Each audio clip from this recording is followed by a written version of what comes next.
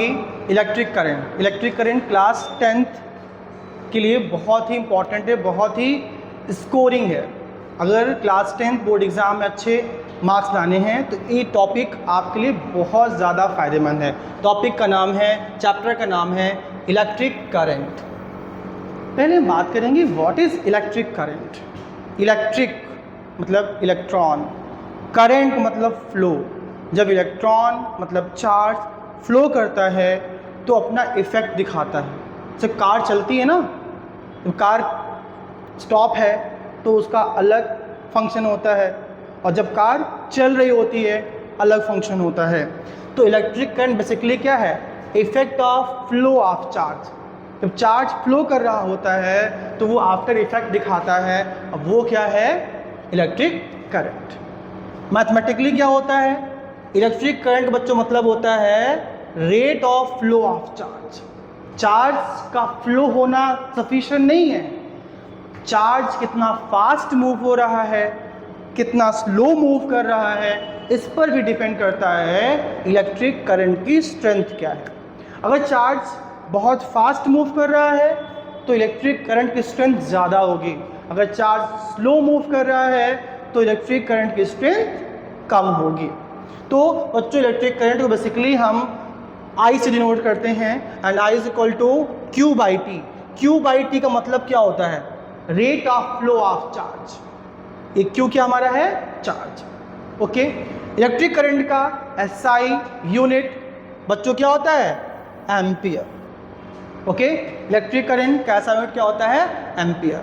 तो मैंने पहले ही कहा कि इलेक्ट्रिक करंट क्या है? Rate of flow of charge. यानी कि इलेक्ट्रिक करंट जो कुछ भी है वो चार्ज पर डिपेंड करता है। तो आपके दिमाग में क्वेश्चन आया होगा कि भाई साहब ये चार्ज क्या है, चार्ज होता क्या है?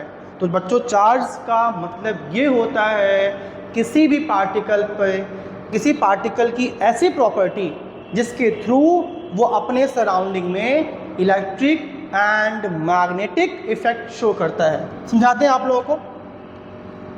बट चार्ज के बारे में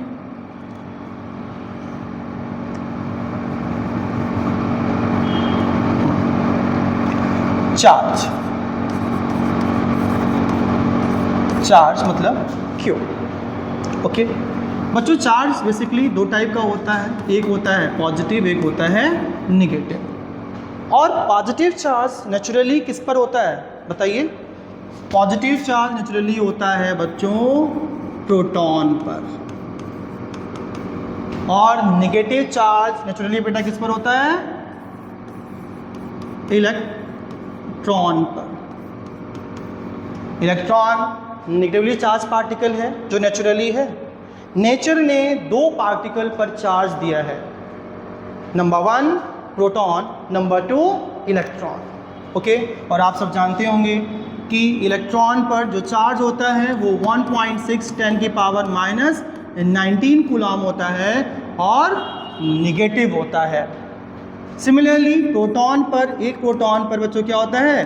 पॉजिटिव 1.6 10 की पावर माइनस 19 कूलम चार्ज होता है। और जब यही चार्ज मोशन में आता है तो अपना इफेक्ट दिखाता है, और उस इफेक्ट को हम क्या बोलते हैं? इलेक्ट्रिक करंट बोलते हैं। एग्जाम्पल बच्चों, ये पार्टिकल है, कोई भी पार्टिकल है या एटम है। ओके। राइट नाउ इसमें क्या है बच्चों? 12 इलेक्ट्रॉन हैं और 12 प्रोटॉन हैं। तो मन में सवाल आता है, क्या इस बॉडी में चार्ज है? हाँ है। ठीक। अब बेटा एक पार्टिकल ये है, इसमें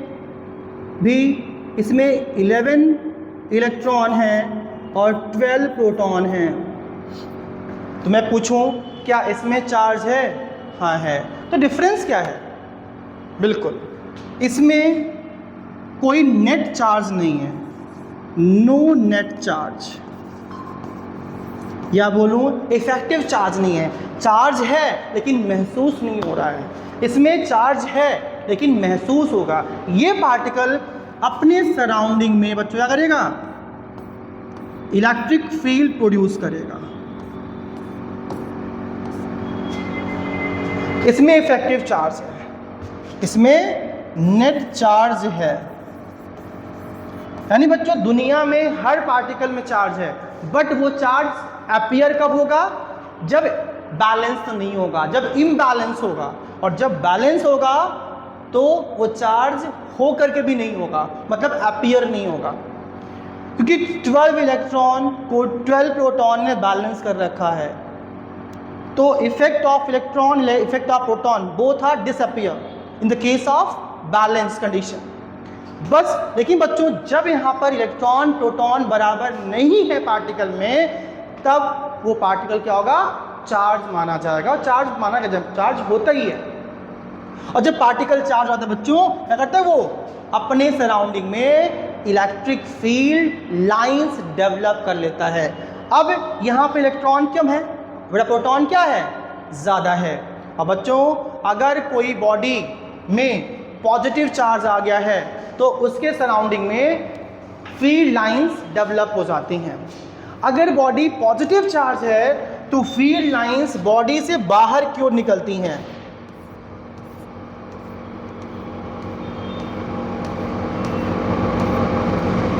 ओके, तो अगर बॉडी निगेटिव चार्ज है, अगर बॉडी नेगेटिव चार्ज है तो फील्ड लाइंस बॉडी के अंदर जाती हैं। तो इस डायग्राम को देख करके, इस एग्जाम्पल को देख करके चार्ज की डेफिनेशन आप खुद से बनाकर बोल सकते हैं। क्या बोल सकते हैं? कि चार्ज एक ऐसी किसी पार्टिकल के अंदर ऐसी प्रॉपर्टी है जिसके थ्रू वो अपने सराउंडिंग में इलेक्ट्रिक और मैग्नेटिक फील्ड डेवलप करता है। आपको वो किस लैंग्वेज रट्टा मारने की कोई ज़रूरत नहीं है, आप खुद से समझ करके चीज़ों को ओन लैंग्वेज में लिख सकते हो, ओन वर्ड में लिख सकते हो। तो चार्ज क्या हुआ? Property of any particle, property of any particle through which it produce electric field and magnetic field. बच्चों क्लास 10th में इसके बाद चैप्टर आता है क्या? Magnetic effect of electric current. यानी कि जो चार्ज होता है, चार्ज बॉडी जो होती है, चार्ज पार्टिकल जो होता है, वो अपने सराउंडिंग में दो तरह की फील्ड लाइन डेवलप करता है। Number 1 electric field, number 2 magnetic field. और जब यही चार्ज बॉडी मोशन में आती है तो बच्चों क्या करती है? मोशन में आती है तो इलेक्ट्रिक करंट जैसा इफेक्ट शो करती है, इलेक्ट्रिक करंट जैसा प्रॉपर्टी दिखाता है। समझ गए आप लोग? ठीक है, तो चार्ज क्या हुआ भाई? चार्ज को हम लोग क्यू से डिनोट करते हैं। चार्ज किसी पार्टिकल की प्रॉपर्टी जिसके थ्रू वो electric and magnetic field produce करता है। चार्ज दो टाइप का हुआ, पॉजिटिव एंड नेगेटिव। और दिमाग बच्चों रखिएगा, अगर दो पॉजिटिव चार्ज बॉडी हैं तो आपस में क्या करेंगी? फोर्स ऑफ रिपल्शन एक्सर्ट करेंगी, मतलब like charges repel each other. और बच्चों ये क्या है? पॉजिटिव, ये क्या है? नेगेटिव, तो attract each other. Positive negative attract करेंगी, पॉजिटिव पॉजिटिव रिपेल करेंगी, और नेगेटिव नेगेटिव क्या करेंगी? रिपेल ही करेंगी। मतलब like charges attract each other, है ना? Like charges repel each other, unlike charges attract each other. Positive positive repel करेंगी, नेगेटिव नेगेटिव रिपेल करेंगी, और पॉजिटिव नेगेटिव अट्रैक्ट करेंगी। ये होता है चार्ज की प्रॉपर्टी। और इसी चार्ज की, जब यही चार्ज मोशन में होता है तो इलेक्ट्रिक करंट जैसा इफेक्ट शो करता है। Electric current I is equal to Q by T. I क्या होता है? इलेक्ट्रिक करंट क्या होता है? Rate of flow of charge होता है। चार्ज के बहने की, चार्ज के फ्लो होने के हम क्या बोलते हैं? रेट को क्या बोलते हैं? इलेक्ट्रिक करंट बोलते हैं। इलेक्ट्रिक करंट एक स्केलर क्वांटिटी होती है। बड़ा इंपॉर्टेंट क्वेश्चन है, अमूमन जल्दी कोई बच्चा जवाब दे नहीं पाता है। इलेक्ट्रिक करंट कौन सी क्वांटिटी है, स्केलर की वेक्टर? अगर कोई जवाब दे देता है तो ये बता नहीं पाता कि क्यों। तो पहला चीज़, इलेक्ट्रिक करंट एक स्केलर क्वांटिटी है, वेक्टर नहीं है। कुछ लोग बोलते हैं सर डायरेक्शन तो है ना, तो डायरेक्शन सर कन्वेंशनल होता है, उसका कोई अपना डायरेक्शन नहीं होता। Direction of electric current is just always opposite to the direction of flow of charge. Example देखते हैं हम लोग। ये बच्चों क्या है आपका?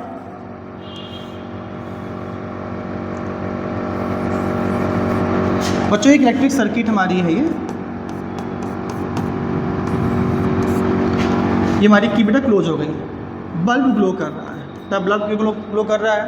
क्योंकि बल्ब में क्या हो रहा है, इलेक्ट्रिक करंट फ्लो हो रहा है। Electric current is always from positive to negative terminal of the battery. ये पॉजिटिव टर्मिनल, ये नेगेटिव टर्मिनल।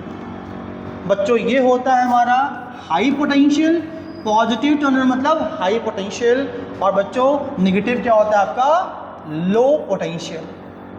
ओके, अब बच्चों इलेक्ट्रॉन जो होता है हमेशा क्या करता है, नेगेटिव टू पॉजिटिव चलता है। Direction of motion of electron is from negative terminal to positive terminal, and direction of flow of current is always from positive to negative. तो direction of electric current is always conventional. तो क्या है, हमेशा ही electron के opposite चलता है। Number 1 कहानी होती है। और नंबर 2 बच्चों, इलेक्ट्रिक करंट जो होता है, इलेक्ट्रिक करंट कभी भी वेक्टर लॉ ऑफ एडिशन को फॉलो नहीं करता। इलेक्ट्रिक करंट हमेशा स्केलर लॉ ऑफ एडिशन को फॉलो करता है। एग्जाम्पल, अगर इलेक्ट्रिक करंट 5 एम्पियर है, इसको ऐड करना है 3 एम्पियर से, तो नॉर्मली ये जनरली जो आप एडिशन करते हो 5 + 3 8 एम्पियर हो जाता है। लेकिन अगर ये वेक्टर होते तो डायरेक्टली ऐड नहीं होते, तो हमें और कुछ देखना पड़ता। तो इलेक्ट्रिक करंट क्या बच्चों होता है, स्केलर क्वांटिटी होता है। डायरेक्शन होने के बावजूद भी हम क्या बोलते हैं, स्केलर क्वांटिटी होता है, क्योंकि वो वेक्टर लॉ को फॉलो नहीं करता है, वेक्टर लॉ ऑफ एडिशन को फॉलो नहीं करता है। ओके, ये हुआ। चार्ज क्या है, इलेक्ट्रिक करंट क्या है, चार्ज का SI यूनिट क्या होता है। बच्चों चार्ज का SI यूनिट क्या होता है, कूलॉम, कैपिटल C। से आप कहते हैं ना 1 लीटर ऑफ वाटर, है ना, 1 kg of rice, 1 kg of pulse. kg किसके लिए होता है, सॉलिड ऑब्जेक्ट के लिए होता है, लीटर फॉर द लिक्विड। वैसे ही चार्ज बच्चों क्या होता है, बहुत ही स्मॉल क्वांटिटी होती है, बहुत ही माइन्यूट फिजिकल क्वांटिटी है वो, है ना, पार्टिकल होता है चार्ज। तो चार्ज को डिफाइन करने के लिए हमने, उसको रिप्रेजेंट करने के लिए हमने अलग से यूनिट डेवलप की, उसको क्या बोलते हैं, कूलॉम, कैपिटल C। ओके, और बच्चों चार्ज जो होता है ना, चार्ज कभी भी कॉन्टिन्यूअस नहीं होता है, चार्ज हमेशा डिस्क्रीट होता है। चार्ज का फॉर्मूला क्या होता है, ±NE। n क्या बच्चों, n कोई भी नंबर है, 1 2 3 4 5, मतलब इंटीजर। क्या है, इंटीजर। बेटा E क्या है, एक इलेक्ट्रॉन का चार्ज। ओके, इसी बेसिस में क्या बोलते हैं, क्वांटाइजेशन ऑफ चार्ज। चार्ज हमेशा डिस्क्रीट मैनर में होता है, कॉन्टिन्यूअस नहीं होता है। एग्जाम्पल की बात करें बच्चों, चार्ज Q = ±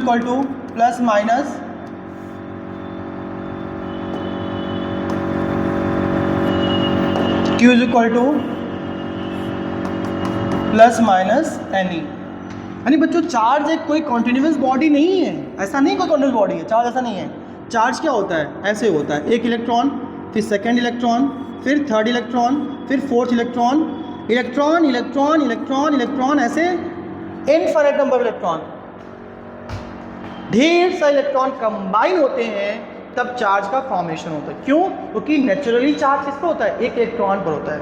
जब ढेर सारे इलेक्ट्रॉन एक्यूमुलेट होते हैं, इकट्ठा होते हैं, तो एक बड़े चार्ज का फॉर्मेशन होता है। ओके, तो Q = क्या होता है, ±NE। मतलब चार्ज क्या होता है,